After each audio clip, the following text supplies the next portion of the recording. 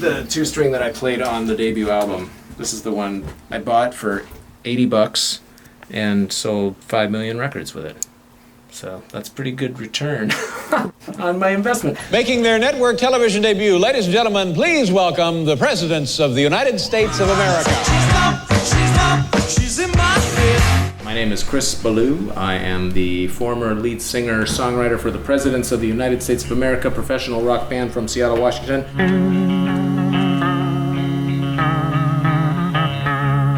And current Casper Baby Pants guy, making music for families. Moving to the country, I'm gonna eat a lot of peaches.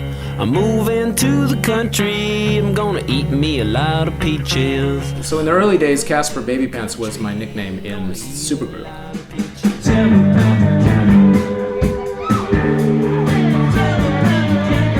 I actually wore a pair of baby's pants that I found as a winter hat because I had no money. I was living in Boston and I was scraping by, and there was this food co-op that had a free hippie clothing store above it, and I went into this bin and found this pair of beautiful hand-knitted baby's pants, put them on my head, and they fit perfectly, and the kids in my neighborhood started calling me Baby Pants. Transitioning from the Presidents to Casper has been a really interesting experience because the entire time the Presidents were a big deal, I had this little voice in my head that was saying, "Congratulations, you've done a great thing, but you're not done. That's not it." And I was like, really? Little voice in my head? You can't just let me chill here for a while? As I kept experimenting on the side, the music started getting smaller and smaller and simpler and more acoustic. Still, I wasn't sure, who am I playing this for? Why am I doing this? I then met my now wife, Kate, and when I saw her art, all of a sudden the simple acoustic music I was making made sense. I was like, the music I'm making lives in the same universe that this lives in. I want it to sound like this looks. And then when I heard it played back to myself, I went, it's kids' music. Yeah! All the ducks paddle in the water, paddle in the water, paddle in the water. All the ducks paddle in the water, bubble, bubble, bubble. It's like the punk rockiest punk rock show you've ever seen in your life, where the punk rockers are tiny and have poop in their pants and are drooling all over the place.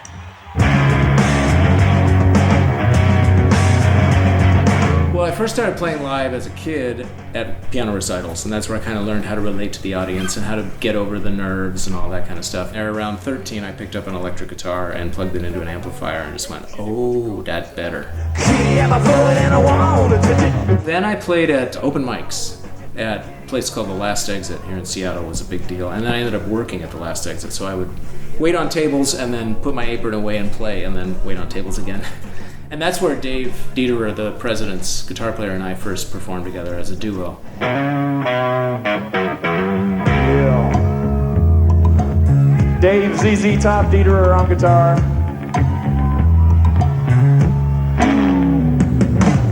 So Jason then saw Dave and I playing as a duo and was like, you guys, I gotta be in your band. He just bullied his way in, you know. We're like, we don't need a drummer. The early days of the Presidents were fantastic because we were like three weird little dorks trying to rock. Recording the debut album for the Presidents was really fun because we just played and played and played, and then going to record the record was just sort of playing them again. So it wasn't like crafting something from scratch. It was just grabbing something from the stage show, basically. Oh, this I love. This is meeting Weird Al for the first time. He did Gump. He played me. He's Gump, he's Gump, he's Gump. What's with that hair?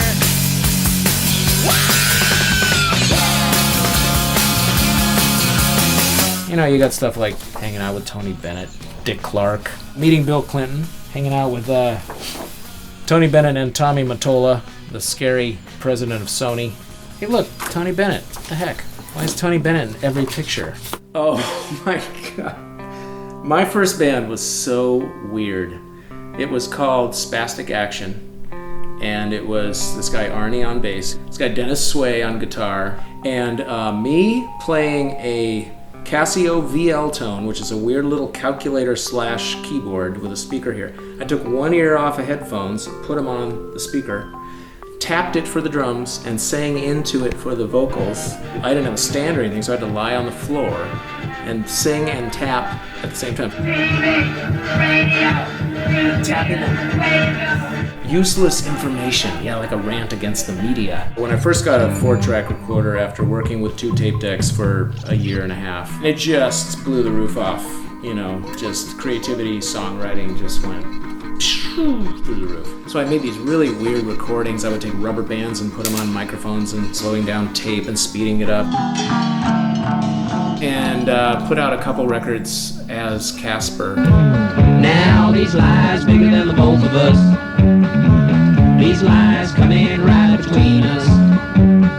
And then Beck and I made a split single called Casper and Mollusk in the early 90s. Falling with a smile, letting come over the frown, just a swing in the wind, swing in the wind, swing in the wind. He's coming to Seattle, and so I went down and watched his show and was blown away. It was just him and an acoustic guitar, and it was like movies went off in my head, and I hallucinated the songs. I loved it.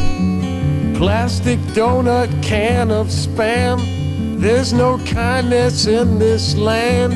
You better not let my good gal catch you here. And then the next night, his DAT tape broke because he was using a backing track to do Loser, and I jumped up on stage with him, and we ended up having this crazy improvisational harmonica duel. A couple days later, I went down to Olympia, auditioned for his band by recording some parts on One Foot in the Grave. Then he asked me to go on tour.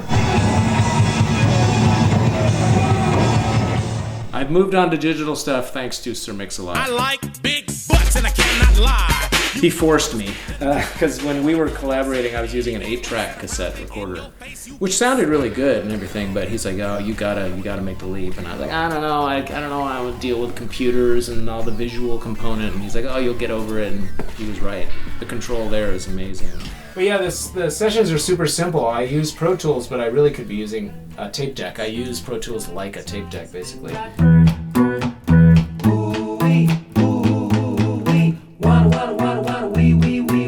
So I'll come up with an idea, and then I just throw stuff just on. What's good ideas? Okay, that and this, and I hear this, and then I wait about 5 or 6 months and listen again without the ego. You know, just listen, is it working? And then I do what Nancy Wilson from Heart calls a mute party. So I just start muting, like, what can I get rid of? What can I take out? And I just do that until the skeleton of the song is revealed, and then I've got the groove, but I've also got minimalism. The challenge is I gotta write a song that a 33-year-old likes and a 3-year-old likes, and I like, and I wanna play over and over. So the 2 new Casper Baby Pants albums, number 1 is Away We Go. There's a great version of Pop Goes the Weasel on here. I'll give you a little preview. It goes like this. Weasel wrote a really good song. He wrote it with an ego. They formed a band and the band was called Pop Goes the Weasel. Last winter, I got really sentimental about Christmas, and a whole bunch of Christmas songs poured out of me. I tried to make a Christmas record about 5 years ago and failed, and then it worked. I don't know why. It just popped out. 4 hooting owls, 3 French frogs, 2 fireflies, and a porcupine in a pear tree. My advice for young people who are trying to do their creative thing for a living is just don't stop. Just do it, do it, do it. You know, like if you have that little voice in your head, pay attention to it. If you're like in a, industrial band and you're not really feeling it, just get out of the industrial band. Even if the industrial band gets signed and you're huge, just follow the little messaging in your head or maybe in your gut that's telling you what direction to go, because it knows what it's talking about. Banana bread, we could be banana bread. We're not pretty, but we're not dead. We can be banana bread. We can be banana bread. We can be banana bread. We can be banana bread.